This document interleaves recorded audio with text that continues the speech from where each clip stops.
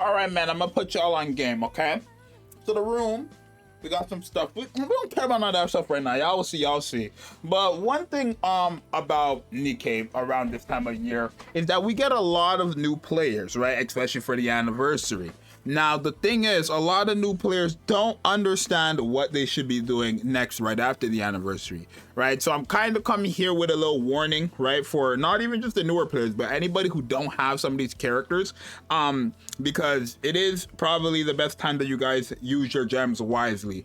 There are going to be a total of 6 Christmas characters.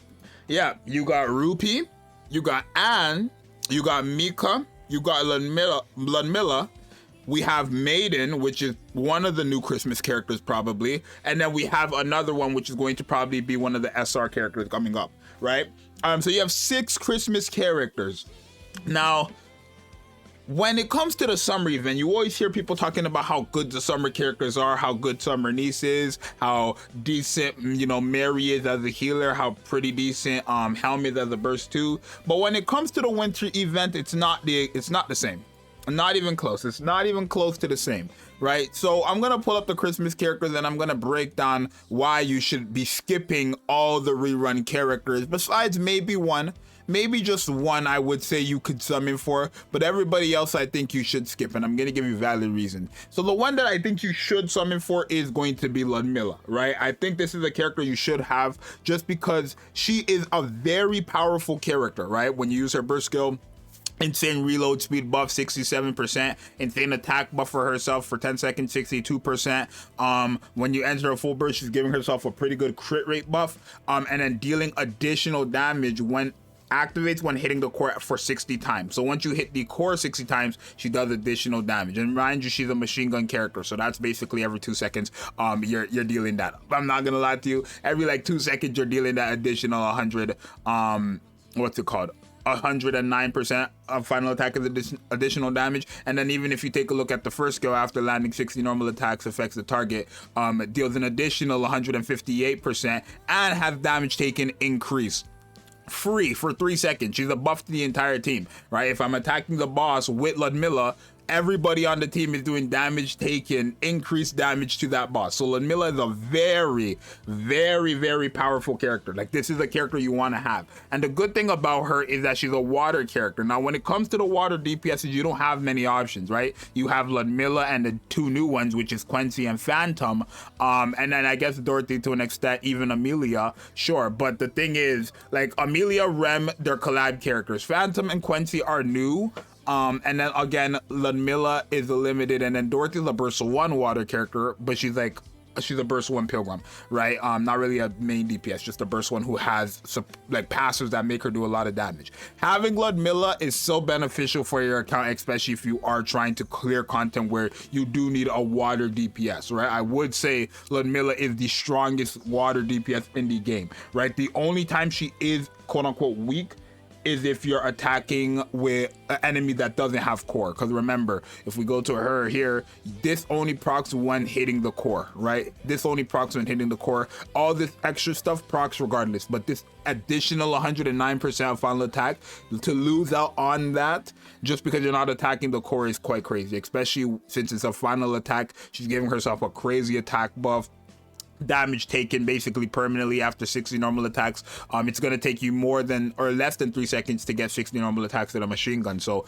Ludmilla is the only character you want here. When it comes to Mika, she's actually a pretty decent character in my opinion, but I don't really understand why you would want her, right? She's a supporter, burst 1 I believe, and she gives an attack buff of what, 39.3% of the caster's attack for 5 seconds. It's really not worth it. She does dispel 1 debuff, but honestly that dispel 1 debuff effect is completely garbage in this game. Like, it is, right? We have freaking 8 in the game who literally makes it that you're supposed to be immune to debuffs, but all the important debuffs that you're immune to or that you would want to be immune to don't even work. So what is the point of dispelling 1 debuff that you cannot even remove, right? And the only ones that you would want to remove are the important ones, and those ones you cannot remove. Like, for example, when those enemies come and stop your burst skill, or freaking Nihilist with her damage over time, you cannot remove any of those debuffs. So what's the point, right?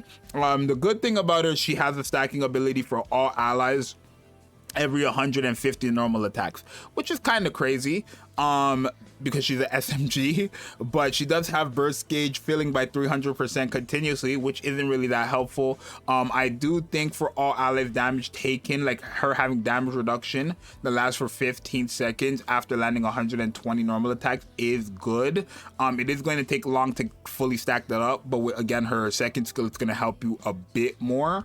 And then again, ammo capacity once she's fully stacked up on the tidying up continuously for all allies is going to be very helpful for a lot of the characters in the game. So I do think this character is a well-rounded character. I just don't think she's good enough. Like, I don't think you're going to use her, right? I feel like her kit works, but I feel like the problem is that she takes too long to get everything going, and there's just no point in you summoning for her, right? If her kit was a lot faster, I would easily see this character being used constantly, right? Don't get it wrong. Ammo capacity, damage reduction, and stacking, like helping everyone stack, very, very good, right? So Mika's a no.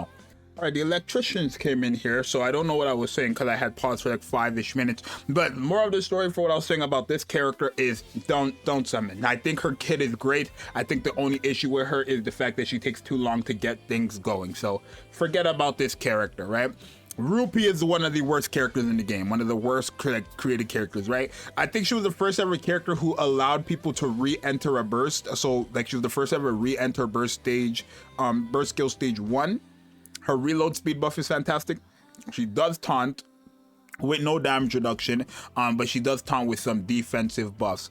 I just don't think this character is worth it. There's generally no point for you to summon for this character. Genuinely one of the worst characters to ever release, and she's a limited. Not really worth it.